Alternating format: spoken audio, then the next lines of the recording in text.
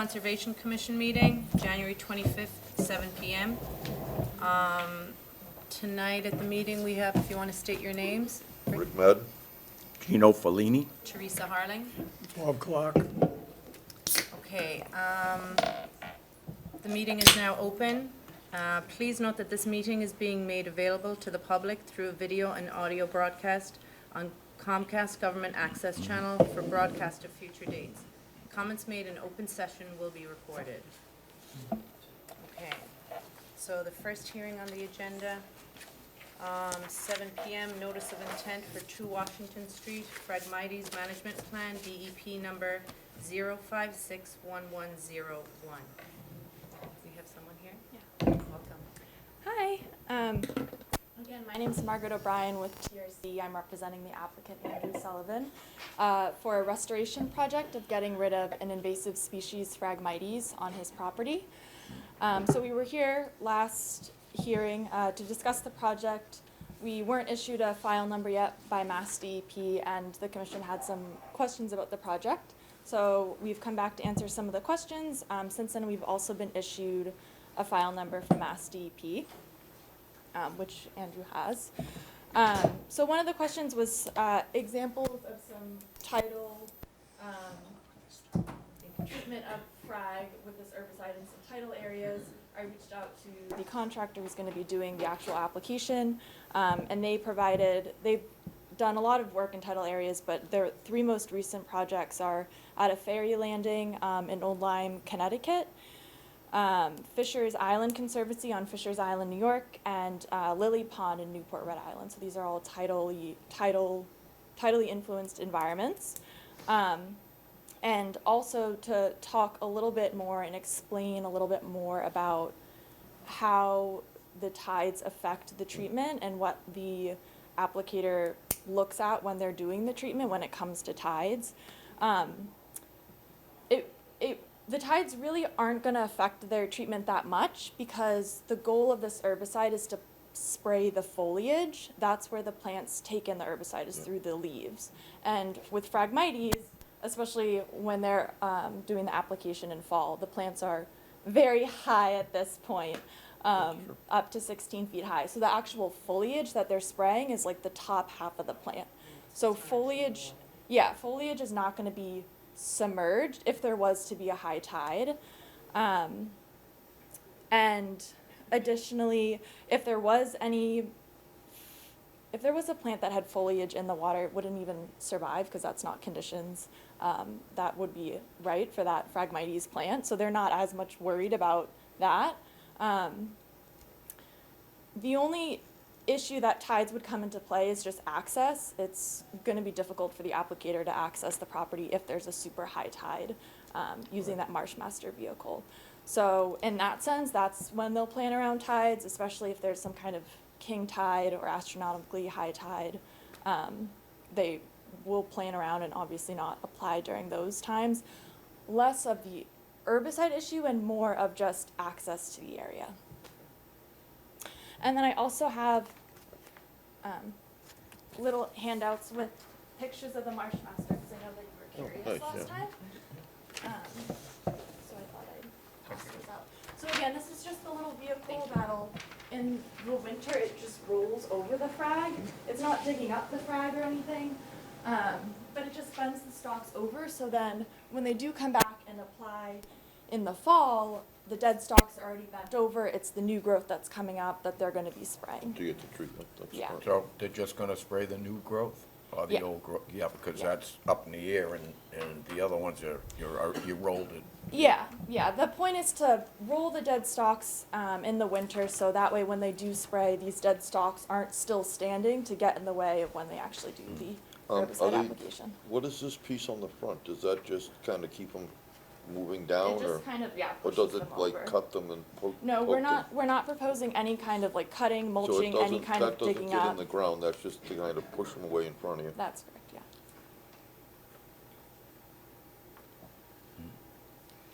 Yeah. The chemical they're gonna use, how long is it active for? So it's active for, I guess it depends on the environment. In water, it has, labs have tested I think it's 0.3 days of being active before it degrades in an aquatic environment. So if it gets into the water in 3 days, it will be no longer toxic, or it will be a different? 0.3 days. So less Okay. than a day, it Oh. already is degrading, according to lab studies that have been done on this herbicide. And it dries within an hour, so, you know, once the Yep. herbicide is sprayed, there's Yeah. no restriction of people can't enter for a certain time because it dries so fast, so it's not gonna harm someone if they enter in the application area. When's the best time of year? For spraying this, it's in the fall, so that's what we're proposing. That's when, we don't wanna do it in the spring when there's other plants that are Right. growing and starting to grow, so we wanna aim for the fall. And that's when, you know, the frag is storing, all their nutrients and then sending it to their To the roots and then roots, killing right. the roots and They're stuff. pumping Yeah. out all their nutrients and their energy to the roots. Yes. Isn't yeah. it a mono system anyway? Yeah, there's not much left underneath usually there that you mixed can disturb, vegetation. because Yeah, it's definitely a yeah, monoculture. it definitely is. We had a botanist out there who was doing the rare species survey, and she couldn't even access through the frag. It's so dense, there's really not much else growing So there. they're gonna roll them in the winter when they're all dead, Yeah. basically, and then Yeah. they'll apply, not in the spring, but in the fall? In the fall, yep, Fall. It makes sense, because they'd be pushing out in the spring. exactly, yeah. Makes a lot of So- sense. When you harvest it, I guess is the word, you're not taking the roots out, you're just killing it, because that'll lose, the soil They're can not wash breaking away any if you soil did up that at all. anyway, right? Yeah, we're not proposing any kind of like harvesting or digging up the root system. We're Yeah. just going to, Just the dead stalks. yeah, we're just gonna kind of let it naturally repopulate. We're gonna leave any, you know, trees, shrubs in the area to help repopulate the area, and then if needed, we're gonna add a native seed mix as approved by Natural Heritage to the area to let it It's a regrow. 3 to 5 year process, Yeah, Yeah, yeah, so it's, yeah, it takes time. right. Yeah. You have to get rid of it before you seed, or you're just throwing it away. Right. exactly, yeah.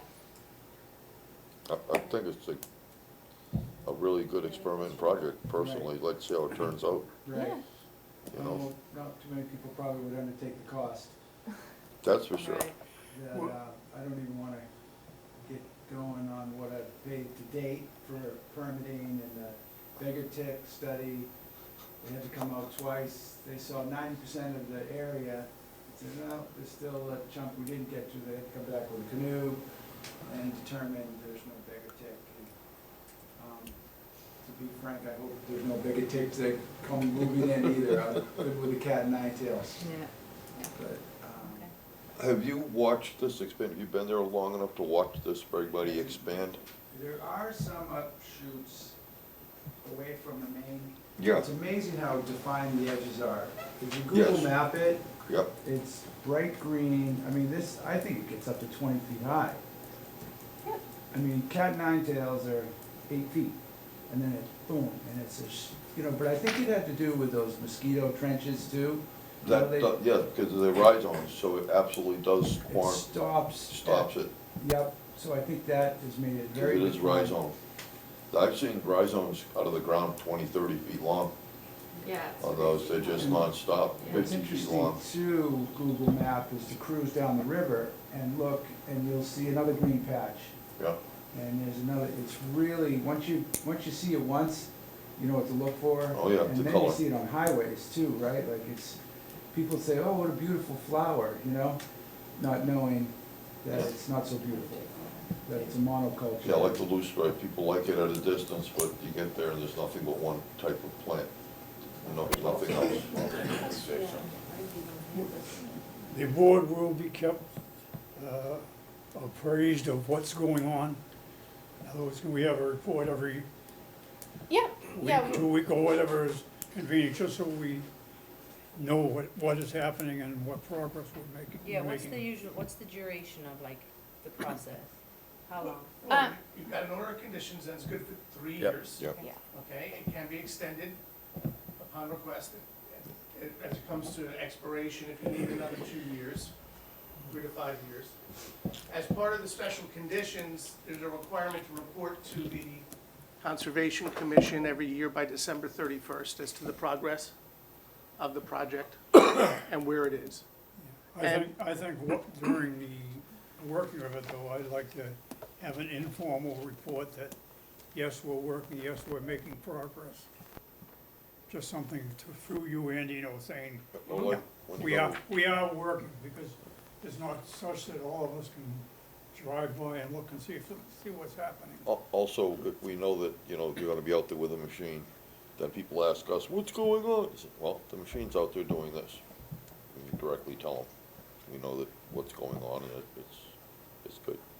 So they're Yeah, not- I mean, it's gonna be from your property. I don't know how much people will really see See. if there's That's a boat distance, that's traffic, true. but, Talking to the executive director of the watershed, Sam Woods, you guys probably know Sam. Yeah. We're talking about them, they're very keen to see how this goes down. Yeah, So exactly. I'm talking about documenting it for them. Awesome. And keeping track of it, to, you know, it's something they can share with other people that struggle with it. Because there are many other It's everywhere. homeowners on the river that don't know what to do with it. And that's Sarah from the North Rivershed, right? The Yes. watershed? Samantha Woods, Samantha. she's the executive director. You have North and South River Watershed Sarah, Association. Sarah's a botanist that becomes staff there, Yeah. but And did you notify North River Commission? yes. Yeah. Yep. They said there was nothing for them, they said just come to you guys. Yeah, they approved. Shouldn't be an issue. Yep. Andy, what, I think we can close.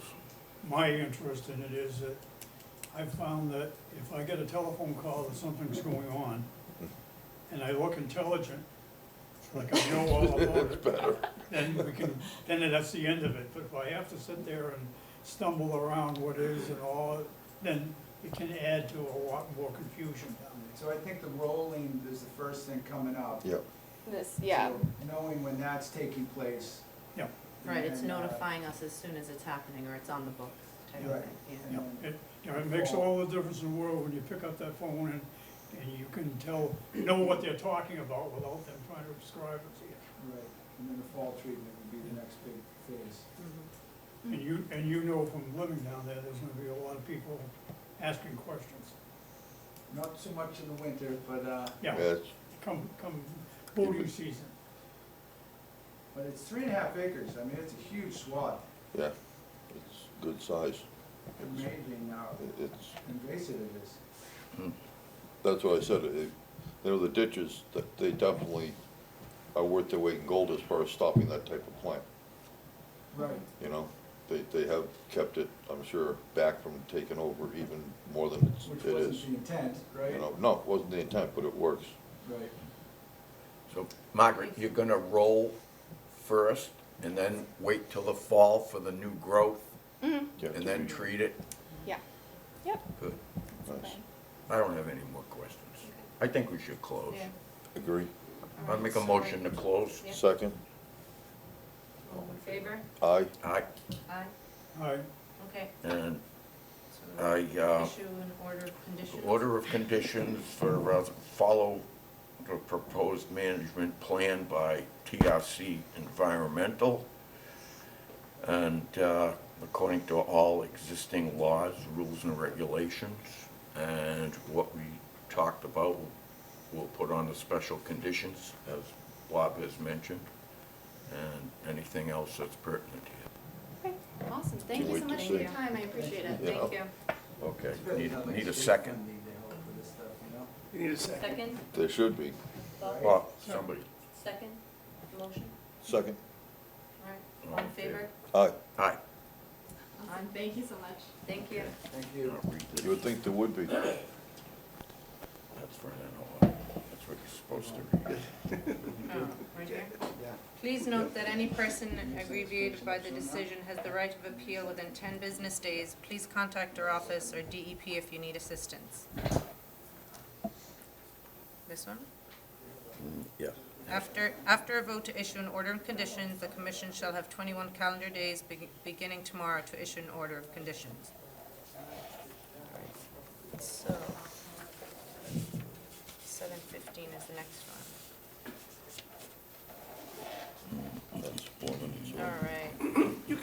can, since you're doing the continuance, you can get started Yeah. on that. Just do it now. Yeah, All right, the second public hearing we have is an enforcement order for 98 Barker Street and 409 Washington Street. And the meeting's open. Well, We don't have, we're just gonna continue, make a motion to continue the well, meeting. let me go over some dates with you first, because I've got some Okay. information for Go you. ahead. okay, So both council were unable to make the dates of the 1st or the 8th of February, okay. and even the 15th was a challenge. So I've got two dates here that we can try for. It would be Monday, February 5th, or Tuesday, February 6th, I'm sorry, say it again, Monday, February? 5th, Fifth on or Monday the 6th. and the It's 6th. Monday and Tuesday. That's a departure from our usual Thursday dates, but I told them that, yes, we could do it on a Monday or Tuesday instead of a Thursday. So if we can get everyone together on those days, I'll have to double check with Mr. Zimmer. He's the most important part of this, Right, for the commission. So, yeah, I did have emails out to those folks. I didn't hear back from them, but I think that we should go for either the 5th or the 6th, since we know the 1st and the 8th and the 15th won't work. yeah. Are you guys available on those days? Yeah, Yep. The 5th? yeah, we can, All right, so Monday's shall I fine, or make a mo- Tuesday, Bob? What's better for you, Monday or Tuesday? I'm so busy. Okay, so, can I make a motion to continue, the enforcement order for 98 Barker Street, to Monday, February 5th at 7 PM, How about 7:15? 7:15? Second. All in favor? Aye, Aye. Aye. Okay. that's it tonight. That's it tonight. I just want to make one note. You've got a lot of paperwork related to that enforcement order in your packets tonight.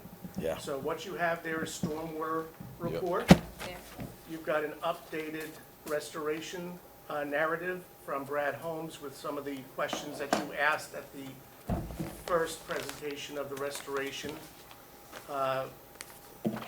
You'll also have the updated NOI for the access drive, yeah. right, with updated narratives and some maps and schematics there for you to look at.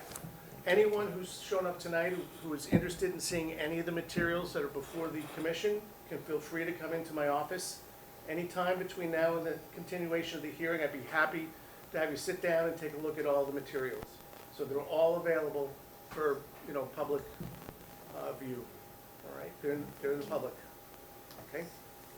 Okay, so, we've made the motion to continue? And Yes. all you need now is a motion to adjourn. Okay, Motion to Make a adjourn? motion. Second. all in favor? Aye. Aye.